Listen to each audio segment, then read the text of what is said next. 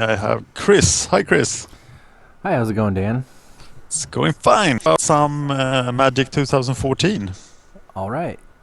So the first card on our list here, according to Mythic Spoilers, is Rod of Ruin. What do you think about this card? I have played it in Core Set Limited quite a bit, and I looked at my old notes from 9th edition, and it is surprisingly useful. It is a pinger that's hard to kill. Yeah, that's what I was thinking too initially. Is like it's sort of an inevitability engine, and I mean it's going to cost you a bit of mana to use, and it's going to cost a bit of mana to come out. But if you can get this thing online, it's very much inevitability. It is. And it turns combat into your favor, often makes blocks profitable that would not be profitable otherwise, etc. So it was rated at the 4th to 6th pick back in 9th. Yeah, and one of the things I'm looking at too is that any deck can use this card. It's an artifact. That's very true. So yeah, 4th to 6th sounds pretty fair to me, I think. And I think it goes into pretty much any deck. Yeah, but I think the only decks that it may not go into is like the super aggressive red decks, or even like the big green decks that big like green red seems to be like an archetype that they're pushing here. I don't Did think we see a tapper in the set? I don't think we saw any tappers, but I haven't gone over the full spoilers yet. So yeah, 4th to 6th pick for Rod of Ruin. It's a fine card. It will probably make my 23 more often than not. So, I like the card. It's probably a lot better than Trading Post is. Have you played with Trading Post? I tried to build a Trading Post deck whenever it came out, and it didn't work out very well. It was a lot of fun, but mostly it just didn't work. It was just too dirtily and got run over by aggro decks. Yeah, that's what's pretty much what happened in M13 draft as well. It was a trap. People thought they were clever with it, but you couldn't really do a lot. Yeah, so what's this Trading Post is like an 11th to 13th pick probably? Yeah, I had it at 10th to 12th in M13. I actually lost the game to it when the guy was... I had Sense of Delirium and he was recurring Elixir of Immortality with Trading Post. That's crazy. Yeah. But that was the best use I saw of it. Yeah, barring crazy combos. I don't think this card's really playable. I agree. Negate. Negate's fine. I think it's mostly a sideboard card, though, right? Yes, absolutely. Yeah. I have it at 9th to 11th pick. Yeah, some decks are really going to want it, but I don't think it's going to be that many decks. Like it's fine because it's a 2-mana counterspell, especially when in a format that has Doomblade, and you have your deck is relying on pushing through with one big creature, and you need them to not remove that creature. It might be, negate might be handy to save your rail. Yep. I underrated this card somewhere along the 13th or 14th M13 draft on video. I learned that there was a place in the sideboard for negate, and that you actually needed it in some matchups. Yep. So what is this, like probably 7th to 9th pick, I'd say? 9th to 11th I have it at, and that's where I rate most sideboard cards. Okay, 9th to 11th it is then. Less excited about Demolish, though. Yeah, Demolish is... I think it was in M13, or a card like it, than Demolish itself. Yeah, I don't know. I mean... No, it was. I think it had another name. The only use I can realistically see for Demolish is maybe the Rod of Ruin just wrecked your day the last time, or maybe they have some like key artifacts, but there are better cards to deal with artifacts than 4 mana destroy target artifact.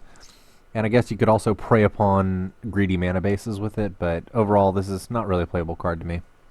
Very true, but it does destroy artifacts, so it isn't the 15th pick. Alright, so we're in the probably 9th to 11th then, since it is pretty much a sideboard card. Yeah, is Smelt in the set? I think so. Okay, I think so then it's not the primary way of destroying artifacts either. Yeah, not sure on Smelt. We'll get there. I think it is though. Yeah. If I recall right. So maybe 10th to 12th. Yeah. Like Ninth, bad 11th, 10th, sideboard option. 12th. Yes. Bad sideboard options. About where I'll put it. Yep. Speaking of sideboard options, we have this other card called Windstorm. Windstorm is a X and a green, and it deals X damage to each creature with flying. Well, Hurricane was too good for Corset, apparently. Maybe they just got bored with Hurricane, wanted a different card. Yeah. So it doesn't finish the game. It is... Well, it should work very well against the blue-white fly deck. Yeah, I can see that. I mean, this is a very solid sideboard option.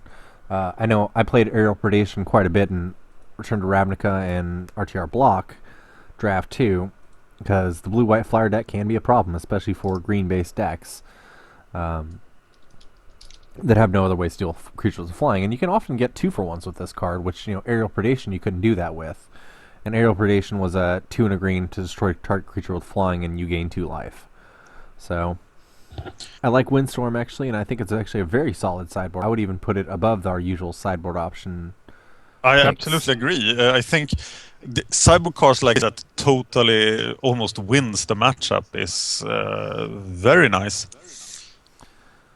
So we're saying probably 6th to 8th, 7th to 9th? I can do 6th to 8th on it. I think Okay. it is very expensive, so you might end up in a situation where you can't use it because he has a 3/5 flyer or something like that. Yeah, I don't think there's that many big flyers in the set, though, right? There's the Sphinx, but that's a mythic, so we can't really play around that. Most of them are rares, aren't they? But there are a couple. But it's still a very solid option. Yeah. 6th to 9th is fine. I think so. It might be higher.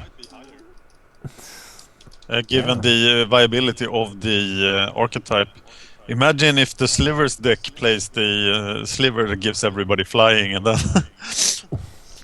Then Windstorm is just a complete blowout against them, but the blue Sliver that gives all Slivers flying is a rare, so... Yeah, it's a rare, and it seems to be the only Sliver in blue. Yep. So, moving right along, we already discussed Darksteel Forge as a 15th pick. Yes. I don't think that really merits any other discussion. No. The next one's kind of interesting, though. We have a Darksteel Ingot. This is... what do you think of the clue stones in RTR Block? The clue stones are fine. The clue stones have some added versatility, though, in that they ramp you early, and then they'll replace themselves as a card later on. This card doesn't have that replacing option, but it does have the option of fixing your mana. So I kind of like this guy. Especially in sliver decks. Like your sliver deck is probably going to want this to fix their mana a little bit. A 3-mana prophetic prism that, it's not really a prophetic prism because it doesn't draw you a card, but it is an accelerant, and it's going to fix your mana, and some decks are going to want this. If it ramps you, I think it's quite useful in the deck if you have like 5 or 6 drops that you can get down a turn earlier. Yeah, and it's being the guy at the table that drafts the 5-color deck is always really fun because you just get to pick whatever you want.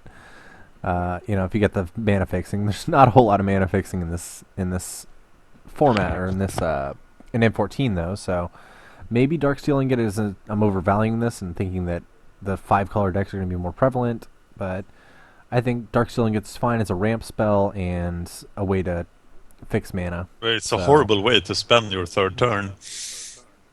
It could be really slow. I think I have a good grasp of how fast the format is, and this will lose you the game some of the time because it is too slow. Okay. But if your deck can support it, if your deck can sort of survive and defend itself, then I don't think it's a high pick though. All right, I will agree on that. Normally, mana fixers aren't very high picks, so I mean, I'm putting this probably 7th to 9th. Yeah, let's do that. Fire Shrieker. So, Fire Streaker. Equipped creature has double strike. What do you think of this? This is a reprint. I think it was. Where is it from? I'm not sure, but I do know that it's a reprint.